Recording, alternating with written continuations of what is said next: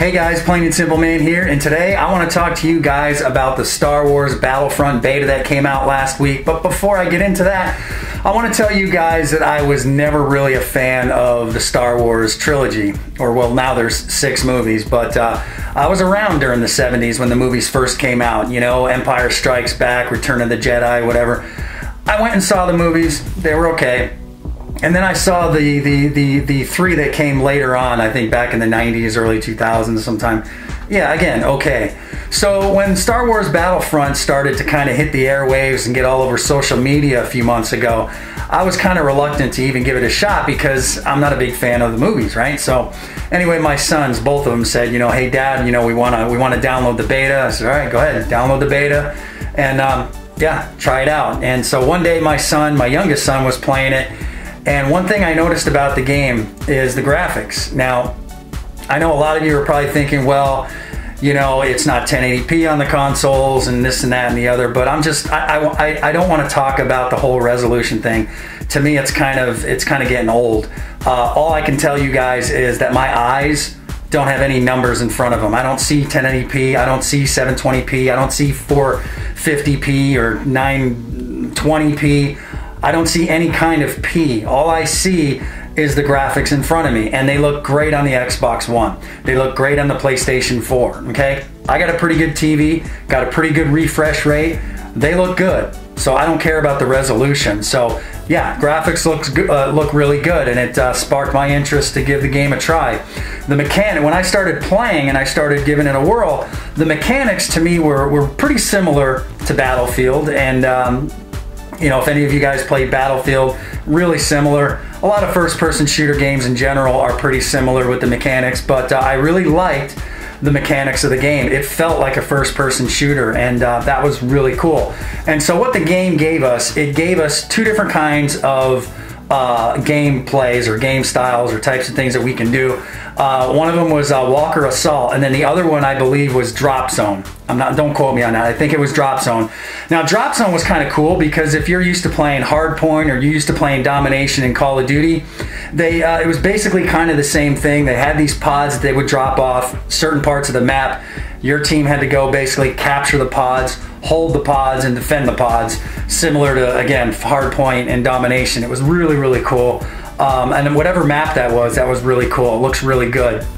And the next gameplay, Walker Assault, I tried that the first time, and one of the things I found out right away, which I really liked, was this was the first time I played a first-person shooter game where it seemed like there was a battle going on. You know, there was a lot going on in the map. The map was huge.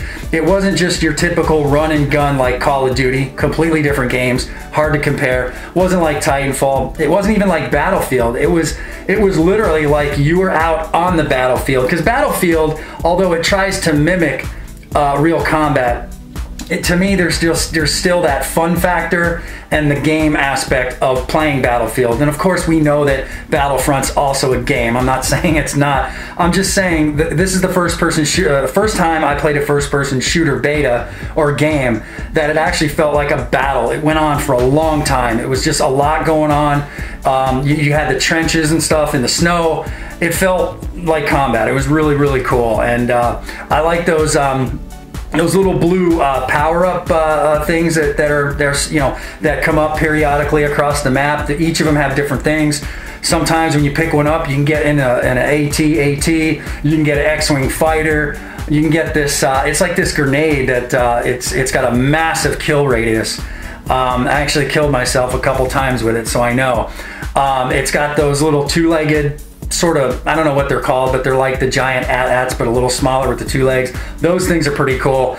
And there was also this one thing. It was like a rocket launcher type thing where it had I don't know if it's heat seeking or whatever, but I got a couple of enemies with that. So that's cool. It's kind of like the replacement for the kill streaks and score streaks in Call of Duty. You know, there's no care packages or anything like that, but there are these blue power-ups that kind of mimic what that is, and they don't seem, at least in the beta, to be overpowering, at least in the beta. So the game actually was fun. I had a good time, and it's the first time that I played a beta that I was actually having a good time playing something that I didn't think I would like. I mean, of course I like Titanfall, of course I like Call of Duty, but I didn't even think I was going to like this this beta. And but there are some things about the game that I wasn't really crazy about, some things that maybe could change, some things that I think will change. But even if they don't change, I think I like the game more than I, more than I dislike the game. But one of the things that I found out was the spawns, especially in Walker Assault. Every time I spawned, especially, every time I spawned in general, I was going to say that every time I spawned in the middle of the map, but anyway, doesn't make sense. That was just weird.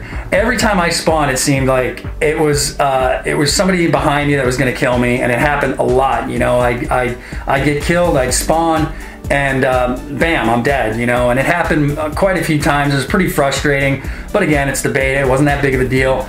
And also, what I noticed about the game, and this was in both game modes, and it's probably just the way they wrote the code for the game, but the time to kill. And I don't know if it's my skill level or what it is, but because I'm used to Call of Duty and Titanfall, it seemed like sometimes, a good thing I don't have a clip. I mean, these guns overheat, but man, sometimes I felt myself dodging left and right, shooting the enemy, and then the enemy would get me. It seemed like that every time I was in a gun battle or a gunfight with somebody, I was kind of always getting on the losing end of the fight.